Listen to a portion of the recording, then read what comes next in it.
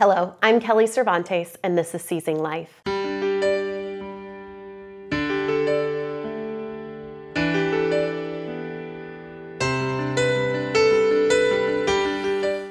Today, we're joined by Eva and Michelle Wadzinski to talk about how to flourish in college as a student with epilepsy.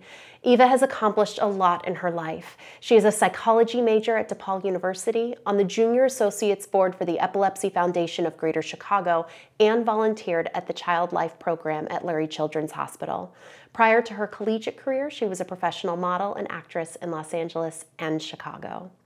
She is here today with her mother, Michelle, who is a community outreach educator for the Epilepsy Foundation of Greater Chicago and a member of the ParentWise support team at Lurie Children's Hospital. Eva, Michelle, thank you so much for coming on to chat with us today. We met briefly at an event, I don't know, probably a year or so ago, and I've just been so excited to finally be able to chat about your journey and your experiences. Eva, tell us a little bit about yourself and how epilepsy entered your life. I was diagnosed at 13 years old and just getting ready to be a freshman in high school, which didn't really happen, but then fully I've had to transfer for 3 high schools just because of accommodations, and I was having to miss class a lot. And then I just started at DePaul University to major in psychology and one day get to my doctorate for clinical psychology. Well, congratulations. So do you know what is causing your seizures? We don't know yet. We're getting genetic testing done soon, but it hasn't come from relatives or from an accident. It just appeared. Yeah. And what kind of seizures do you have?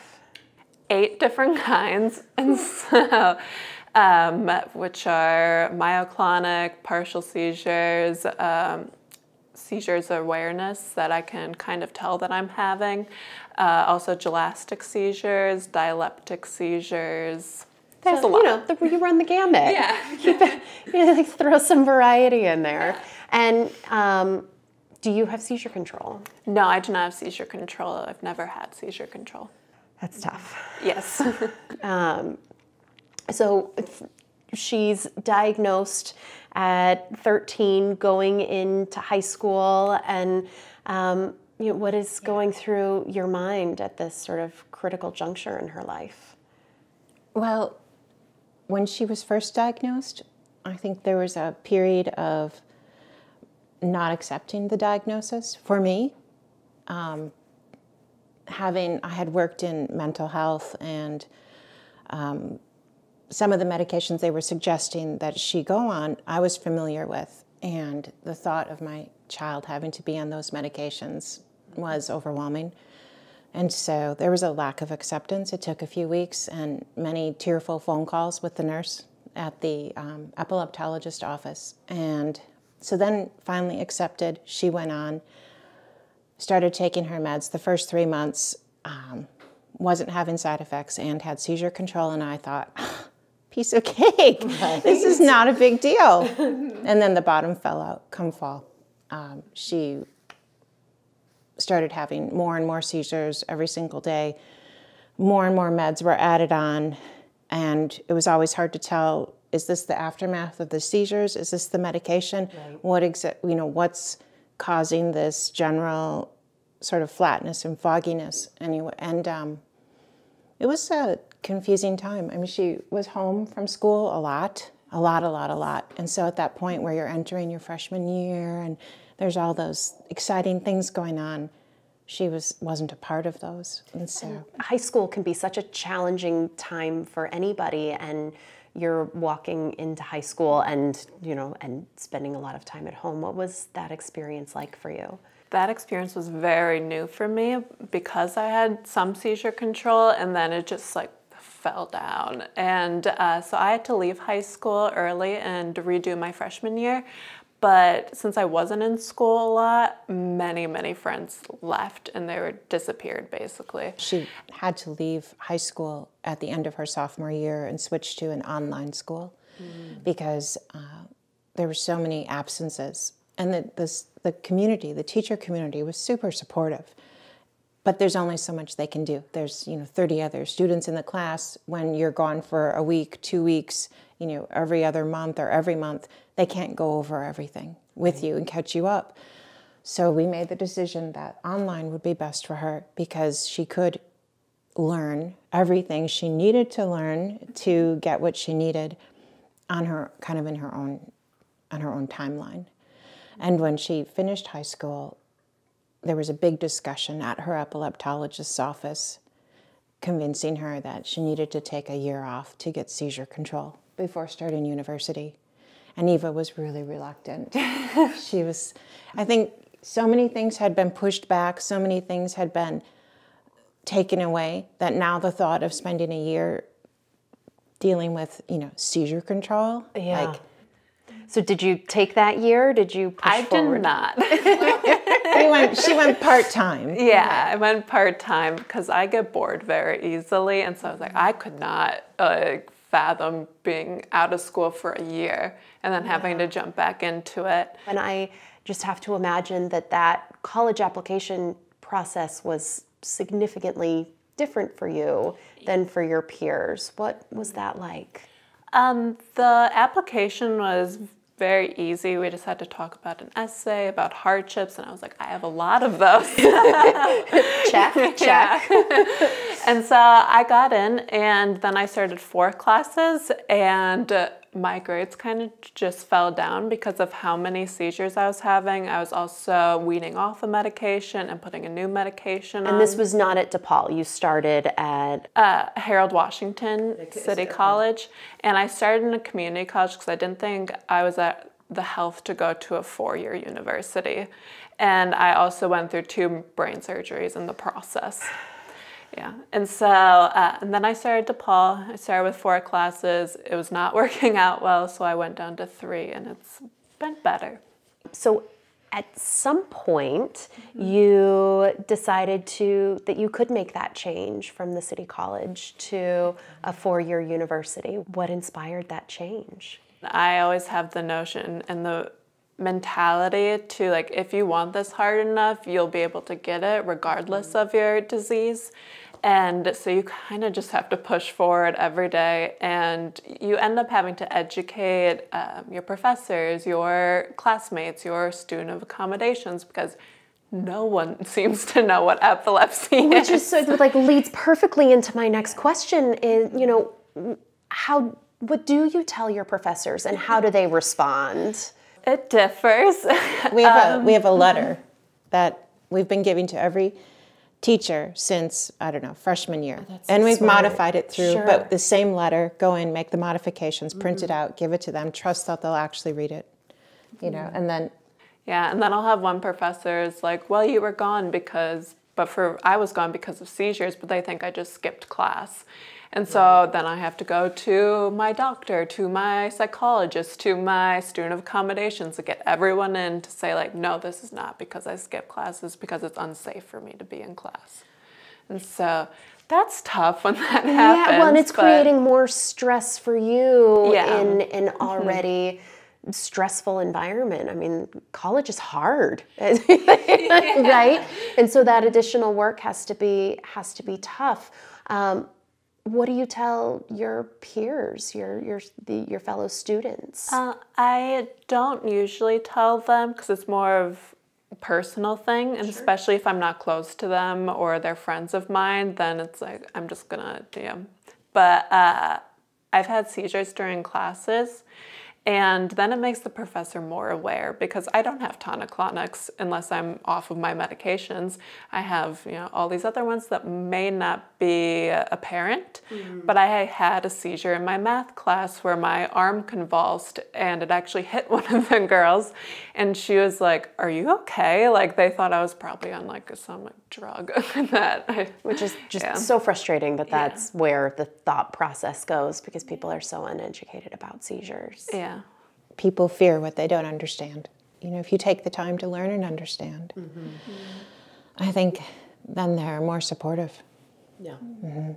Yeah, it's like teaching your siblings or your friends too. And because both my best friends, right when they found out I had epilepsy, they were like on Google looking it up, looking at my seizures.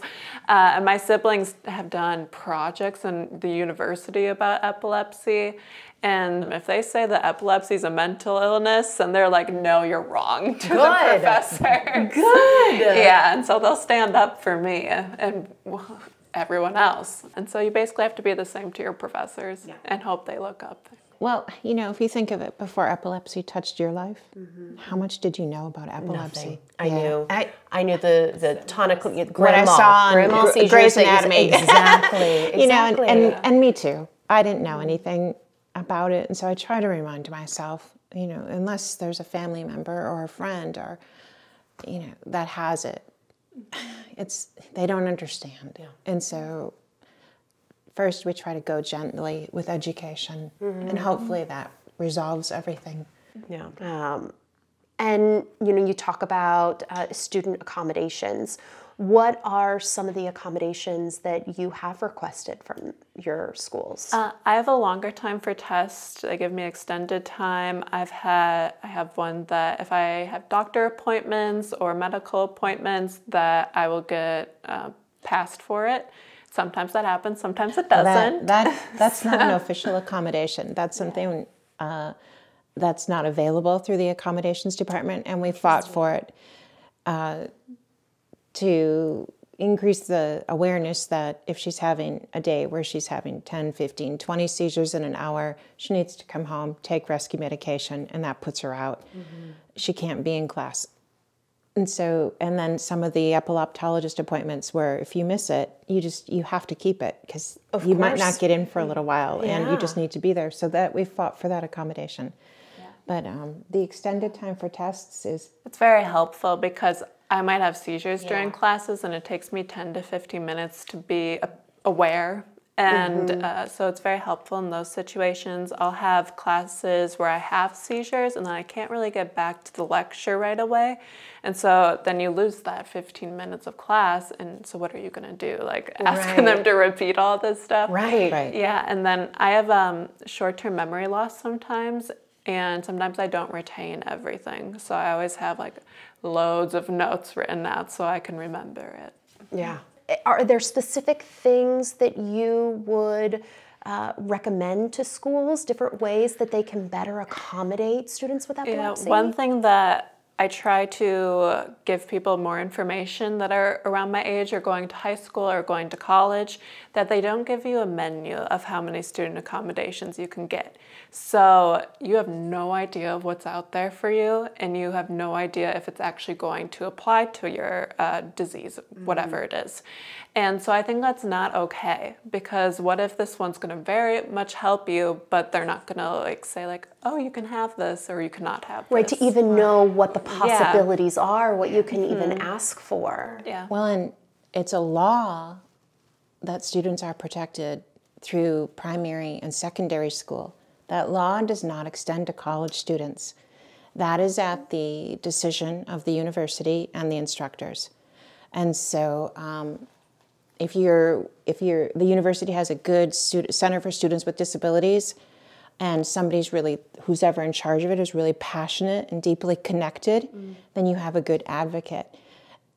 And we've had an experience where we've had an amazing experience, like what she has presently, and we've had an experience where I don't even know why that person was in that department, because the fit was really bad.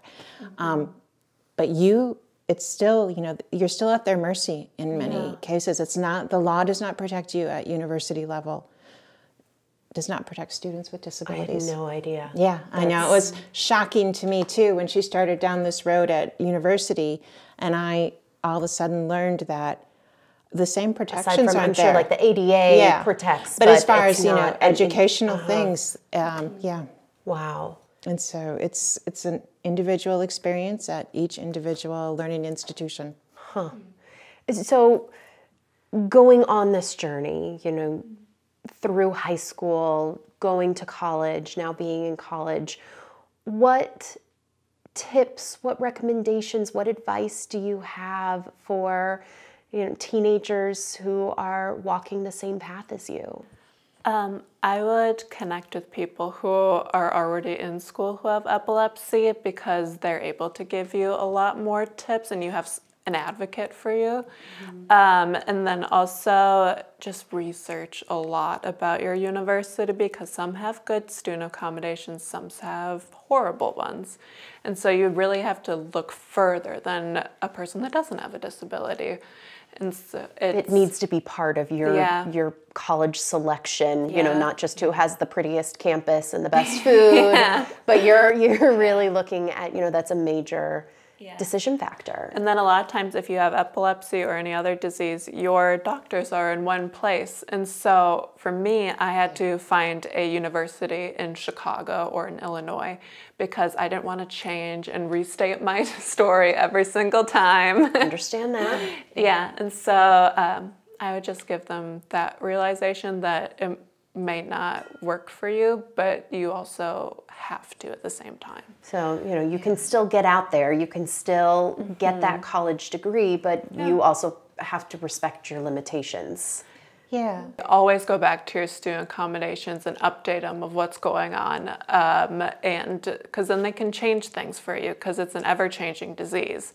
And so I think just being resilient about going to these people, going to your professors, because then they'll start understanding a bit more. So it all boils back to communication. And then also I think people need to be aware that you're not going to get judged if you have to do 5 years of high school instead, if you have to take limited classes each quarter or semester. And it's more normal to be in school for 5 years. Like, no one's going to go at university. Yeah. And people aren't going to judge you for it, because it's college. Like, no one really cares that you've been. No one is looking at your when you're applying to jobs. No one is looking at your resume being like, oh, it took you 7 years to graduate. Like, no one is paying attention to that. If they are, I kind of think if you bring up why, you'll get major points for tenacity, right? And with her situation, I think depending upon whether or not your seizures are controlled, has a big impact on your overall energy level and your ability to just juggle things. And so since she doesn't have seizure control, like between classes, school, going to class, doing your studies, that's kind of taps her out with her energy level there. And so living at home has been good. At least I think it has been, because I handle the minutia of life. Right. The food, the laundry, the this, the that. Right. So, because my thought is, I know she's got so much on her plate. I'm just going to take care of everything else that I can, so she can use the energy she has on that. Yeah, I have 3 classes a day, and I make my schedule a certain way just so I have time if my epilepsy goes awry. And so I'll have 3 classes, and then right when I get home, I'm asleep at 8 o'clock, 9 o'clock. Yeah. And it's not just the physical, the emotional can be exhausting too. And so rest is a good thing. Yes. The bed is a good place. Absolutely. I would have them definitely get a psychologist. Yeah. That is a bit, if somebody's having emotional times with going through school or just in life in general, to have a psychologist by your side. I am a huge proponent of mental health. I think it really, especially with a disease that's so stigmatized and really disrupts your life so much, I really do think that those two pieces have to go hand in hand. Yeah. You mentioned, trying to reach out to other students, finding other students who have epilepsy.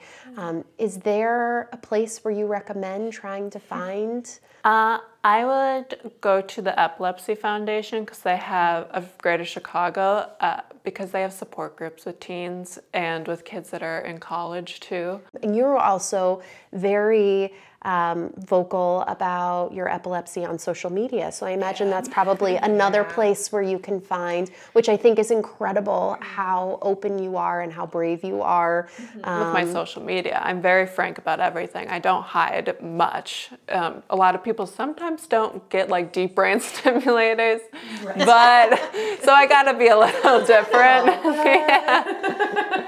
And so, but I think when classmates find my Instagram and they're like, oh, she actually goes through this, and then people understand a little bit more. I've had direct messages from people that were in my last high school whose younger sister got diagnosed with epilepsy, and she wanted to just like get a coffee date so she had somebody to connect with. Also, people that went through college already and they give me tips, or just a flurry of people. It's a process for sure. You know, the first year of diagnosis, we couldn't say the E word in the house, not within earshot. Yeah. And then we could say epilepsy, but we couldn't say it outside of the house. And we certainly could never say it at school. So I think it was a good 3-4 years before you got to that point of being sort of sick of hiding it. Well, and I think that that's an important piece to acknowledge too. I think that that level of acceptance can't be rushed. That has to be something that each individual person comes to on their own, and however long that takes, and that's okay. Yeah. Yeah. I learned that you have a chronic disease at 13 years old is a lot to handle at first. And the support of my friend group went away. And so I had to find these new people. And so since I'm on the associates board, all of us are younger, and a lot of us don't have controlled seizures. And so we connect with each other all the time, because I would have cluster seizures, and this girl was like, can I bring you food? Can I bring you movies? They get it more, That's amazing. It is crazy, though, how much it's still difficult to talk about epilepsy. I mean, there's on all these different levels. Even as an adult in a profession, how much do you share? If you share too much, are they going to doubt your ability to handle the workload? You know, if you're taking care of a child who has epilepsy, if you don't share anything, then how can you get the support you might need? I mean, it's a tightrope, that's for sure, and especially just with the general lack of understanding about the condition does not help matters in any way, shape, or form. But I applaud both of you for being so open and public, and just knowing that even with the 20 minutes that you've spent with us today, how many families out there are going to find comfort, and how many people you've helped with sharing your story with us today. So I thank you so much for being here, for chatting with me.